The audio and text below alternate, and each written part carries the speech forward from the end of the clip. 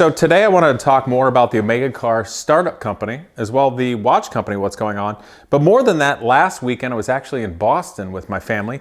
My wife was running in the 5K and my father-in-law was running in the Boston Marathon, so that was really neat. But I had an epiphany about the nature of our civilization and where we're at, kind of late stage capitalism.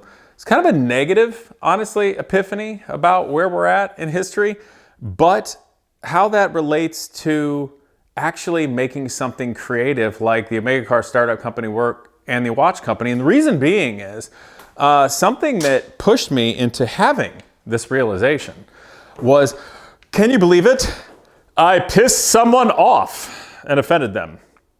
Didn't mean to. Actually, what I said literally didn't have anything to do with them, but it really, I guess they're insecure.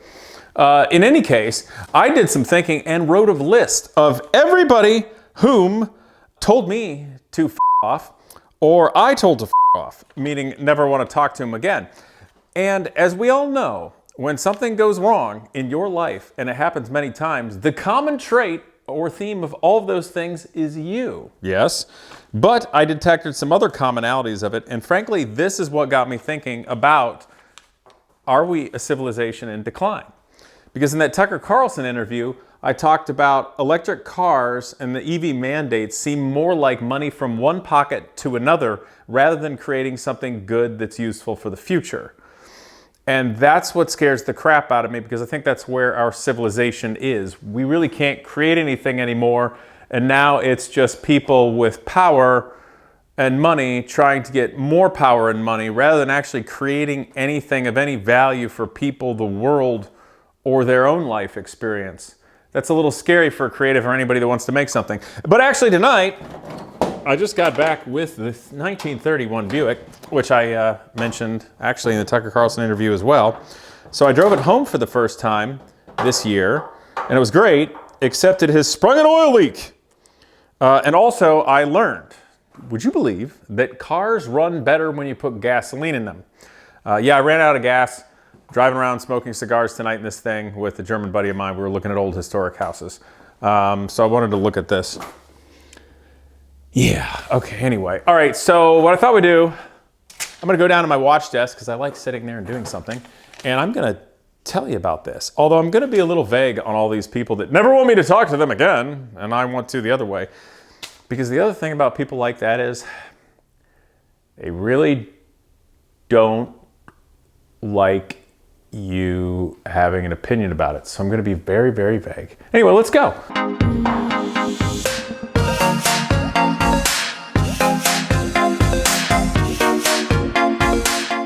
We're going to have an intellectual conversation about late stage capitalism, all that kind of crap, and things I think of, and startup companies with cars and watches. But first, I'd like to talk to you about trolling. I am in my basement. It's not my mother's. But my best trolling is done elsewhere. For instance, when I was in Boston and on a subway, you get to thinking. And I saw an advertisement that says, make up to $2,400 a month as a sperm donor. And I'm like, oh, I'm taking a picture of this. So I just kind of went with it. And I put the picture up on X and wrote, that's nearly $29,000 a year for doing what many of you do as a hobby. Follow me for more money-making tips. Someday people will ask you how you were able to afford or to win the cannonball run in your new Ferrari. And you can say a lot of hard Friday nights working alone, and people will be like, wow, this guy must have a hot girlfriend. And you'll say, I really don't have time since I'm so dedicated to my work. And then you drive away triumphantly in your Ferrari in automatic mode, and people are in awe that you got Jackson Pollock to decorate your car. Or you could just be a real human being. Yes, I roll like that. It's a lot of fun. And also when walking through Boston, when we were in the big park there between, like, I don't know, the State House and Cheers and Park Street subway exit, there were a lot of paid leftist loonies doing a pathetic little, I don't know, protest type thing, of which I took pictures. They're very clearly paid. They have no idea why they're there. And I wrote, this paid leftist activist rally in Boston is awesome. Ever since Trump got in the White House, the mentally disabled have a lot more jobs. Hashtag equal opportunity. Yes, I think that is appropriate level of trolling, and hopefully has entertained you all somewhat. Now, if you think I'm an idiot, or don't want to work with me or do any kind of business, that's just fine. Let's save us all the hassle of you not having a sense of humor and bringing us all down. In any case, so the Omega car, things are happening with that. I don't want to put everything out here because I also don't want to jinx myself. But in thinking about it more, I've got a direction to go that isn't specifically a material science company first. It's actually automotive design initially. So I may start building a few prototype, like handmade, very low production runs of the Omega car evolution. I do have a design for a four-door car, a really cool light truck, a heavy truck, and my own earth shaker. And I'll just be honest, it's realistic to have a car that has a top speed of well over 260 miles an hour, pushing 300 miles an hour, that can still get, I really think I can still get 60 miles to the gallon and have a car that will do 300 miles an hour. It has no commercial appeal. And frankly, I don't even want to build a car like that for anybody else other than me, because it's awesome. And I would like to show up supercar manufacturers too, because that's just how I roll. So things will be happening, but realize I'm still one guy. There's no magic factory of people around here, and it's going to require bringing a lot of things together to make that happen. So I am working on it. With regard to the watch company idea that I started some time ago, I am building the founders watches for people. And actually right now I have all but one accounted for. And I'm enjoying doing like hour and a half video calls with the people that I'm building watches for. Actually really cool people. So I'm actually just really enjoying that. So that's a lot of fun, and we're doing that, getting things ready. I already have some parts and things out here for some. Had some watchmakers reach out to me. That was nice. One gentleman who I have to get back to, he was wondering what I was doing in terms of having a clean room and getting everything ready. So don't judge me too harshly. Keep in mind that I was doing a video last time, and I'm actually slightly more intelligent than I look. So let's put that aside. It's really fascinating to me. Obviously, I do a lot of thinking about things, which I think people in automotive YouTube, well, they might realize, but want me to shut up and stay in my lane. No. But some of you may have saw on Tucker Carlson, where at least superficially I talked a lot of interesting topics and how they relate. But when I was in Boston, I had a pretty profound epiphany, and one that frankly haunted me that night. I didn't sleep well. And it was because as I was landing, we had landed, and I took the phone off airplane mode, I had pissed off somebody I knew. I didn't really piss him off, but he got butthurt, as my military friends say, over something that didn't specifically relate to him as a critique. But it got me thinking, what is a commonality of this? Because I'll put it this way. The epiphany I had some time in Boston myself. I got out of Park Street, exit right there, and it's just a sea of humanity. I'm going to be nice, but it's a sea of humanity. But Boston is also an early town of American history. So you've got hundreds of years of growth from effectively colonial times. And even, I got to be on Old Ironsides, and my 2-year-old daughter peed on my leather jacket arm. Yes, she did not want to use the potty before we went on it. That's too much information, but I did text message my Navy buddy and said, you may be Navy, but has anybody ever peed on you while on Old Ironsides? Yeah, this is getting weird, but it's my basement in Layton. I don't care.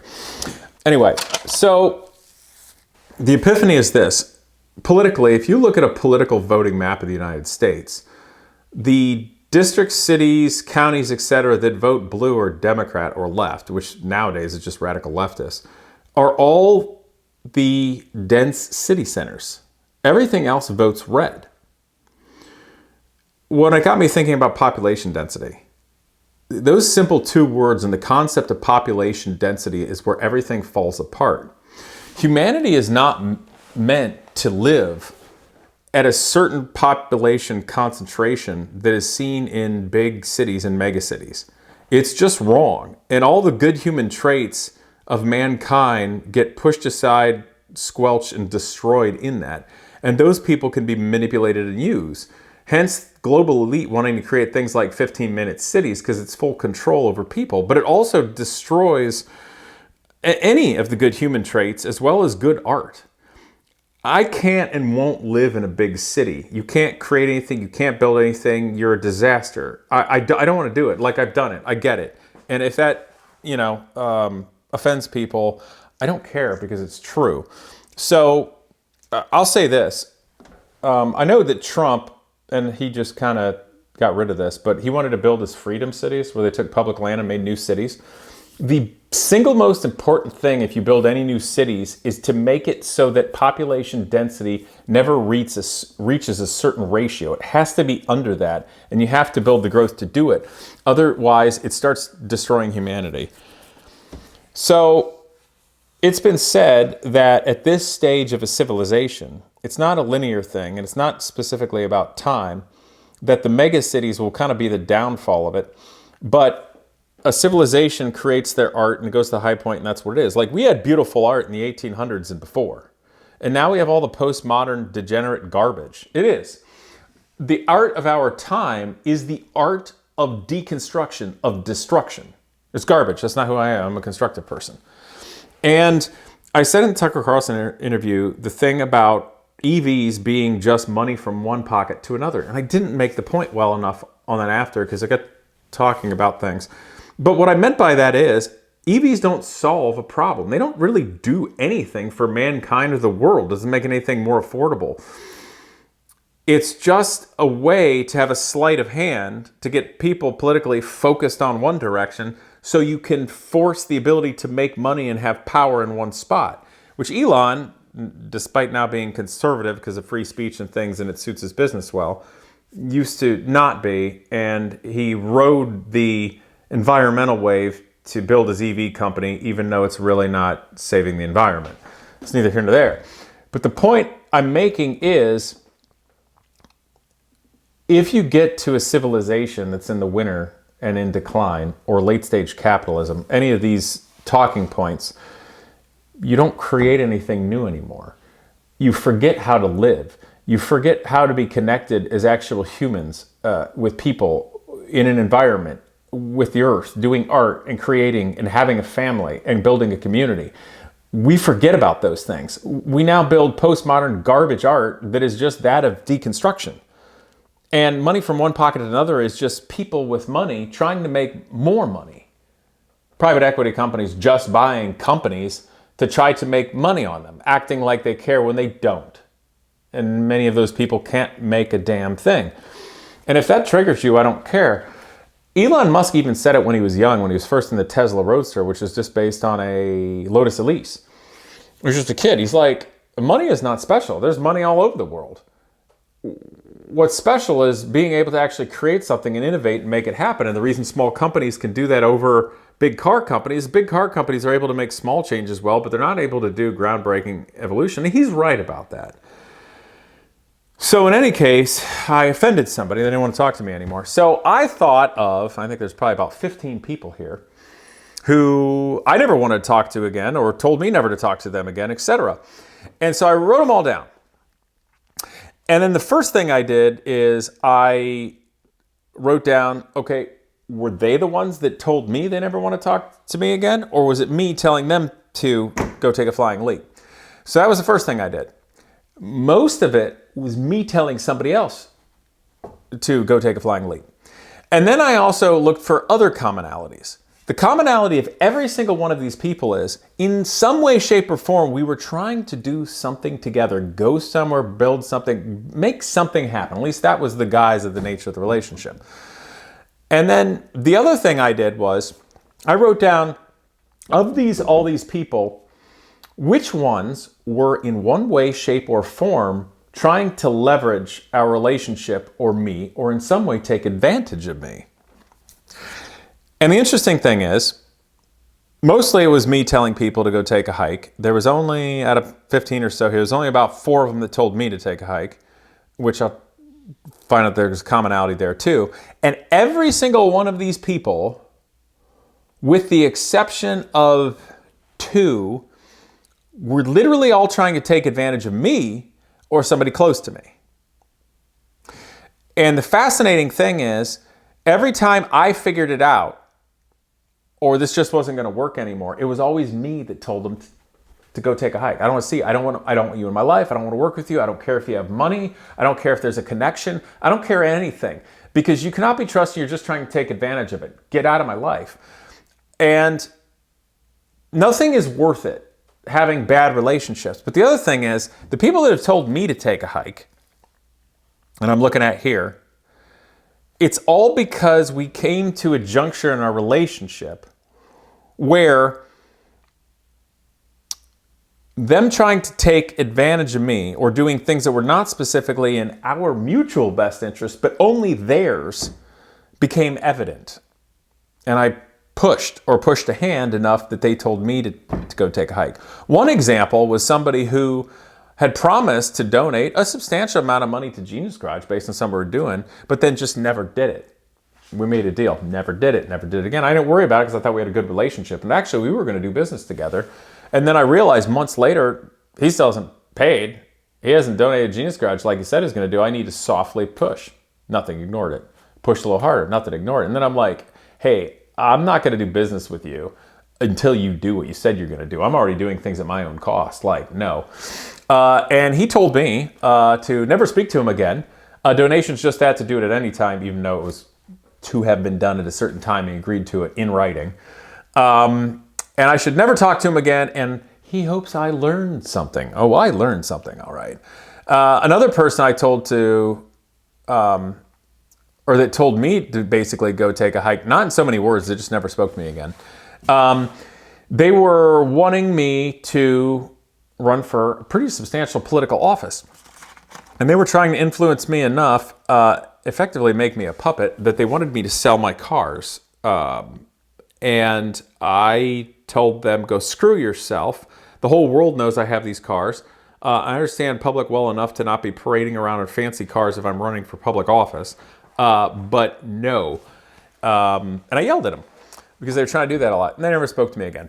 And then one guy liked having me around for social political power in his circle. And then when there was a tussle, a hubbub, whatever, it became a gossipy problem. He never wanted to speak to me again. But I didn't know about it for a long time later until there was gossip happening, which is stupid. But there's so many others. The other ones where I told him to take a hike, I had a Fortune 500 CEO basically trying to take advantage of Genius Garage and me. I had one guy's worth a lot of money. This is back when I worked at a classic car dealership where I really did him a solid, basically restoring a vehicle of his to a huge extent. And then he drove it a lot. And then he was, I don't want to go into it. I don't want to pinpoint anything. It was just, it's pathetic. It's just obvious when they don't care about you at all. It's also amazing how many people these are like CEOs or business owners. I had one little jerk that was trying to manipulate me and also forced me to run for office. And I'm like, this guy's pushing way too hard right now. When I'm like, I don't know. And I came to find out later that he had already sent in a hit piece that was totally faked to MSNBC. So there could be a controversy about me the second that I did, but of course never told me. I found that out later, and then they tried to do some other BS, and I was just done with that person. I had a guy that wanted to build a car-related, building a business, kind of like Singer's Hot Rods, that sort of thing, when I could just tell that he was, you know, when people like this change their tune or what they say they're going to do or what they think about you, and you know they're just trying to use you. Yeah, there's a number of those people. Oh, there's the guy that has the fake watches. Yeah, I don't believe your story. Nobody gave you a $500,000 Patek Philippe Constellation type watch. Give me a break when you drive a $20,000 car and don't even have a home. And the list goes on. I don't want to go into over details, but I just don't want to see these people again. And they're all just trying to take advantage of you. But I bring that up because that was kind of what scared the crap out of me as a creative and somebody wanting to build a business like watches and cars. Has our society, has our civilization, has our nation got to the point where we can't do anything new anymore? You can't build something because it's just people trying to seize power by any means? The unsportsmanlike conduct, college football rivalry that is our politics? The overly population dense cities that vote blue out of absolute insanity, which, by the way, I have to point this out too. You get the blue areas and the red areas. The blue areas of the big cities can't exist without the more rural areas and the red areas. But the red areas sure as hell can exist without the blue areas. It seems to me that when you get to a population density of a city to a point, it's a societal leech to the rest of people, which also tells me why their politics and kooky radicalized ideas can be proliferated there, because they are a leech. But it worried me with all these people and the commonality of people that I've had an impasse with and never speak to again, because they're not really creating anything. They're not building anything of great value. Some of these people have. Some of these people have created things, tangible things, and they've created things. But at the same time, not. I don't think any of these people would be missed if they vanished from society. Not that their families, their friends are not whatnot, of course, but what are they doing and contributing? But they certainly know how to leverage other people for power and money. So you've got to watch the small details with somebody. Obviously, you all are doing a character judgment on me or psychological profile, and you should. You should judge people. Everybody should judge everybody. That whole saying of don't judge me, yeah, go screw yourself. Everybody judges everybody, and they should. But it worried me. Because the other thing is, if our civilization is just focused on that, it makes it that much harder to actually create or go anywhere, because people only want to take advantage of you along the way. There are some so-called angels out there, some so-called people that actually care about others. It doesn't have to be specifically in their best interest. But they're very few and far between. And there are people that are actual creatives that can create, understand others, connect, mentor others, build teams, create a product, whether you're assembling watches, a car, or anything else. But they're few and far between. And they're not being supported. And the people that generally invest in things along the way, oftentimes, they really only just want the quick return. There's few people that want to go into something for the long haul and have the testicular fortitude to stick with something that actually can be something. So I say this, that really bothered me. And it kind of literally haunted my dreams that night. But I think it's defeatable. There was it's a funny line, and I'll mess it up. It was from the original Star Trek series, the original series. And I think it was Bones. Might have said it to Spock. It was like good and evil thing, some battle. Maybe it was like Captain Kirk had to fight somebody and rip his shirt. And Bones said, in my experience, evil usually triumphs over good unless good is very, very careful. So I'm going to be very, very careful while I push forward. No one person ever did anything on their own and made anything big. But I think if I make the right steps and build the right things and see them through and have the right kind of people around that will see things through the full way, it can still be done. And maybe if enough of us do this, we can find a new renaissance and a new golden age and power through the BS that's considered a civilization in decline. It's possible. It also has to be possible. I will force it to be possible. We will force it to be possible. Because I'm not interested in living the lifespan that I had. And I hope you're not interested in living the lifespan you have, watching things go downhill. And I hate seeing people with massive amounts of power and money that have no creativity or do nothing with anybody else, that goes nowhere. It's such a waste on so many people. Keep in mind, money is only a power. It's not a real thing. If it's not backed by gold or anything else, it's just a piece of paper. It's an IOU from your nation or government or whatever it is.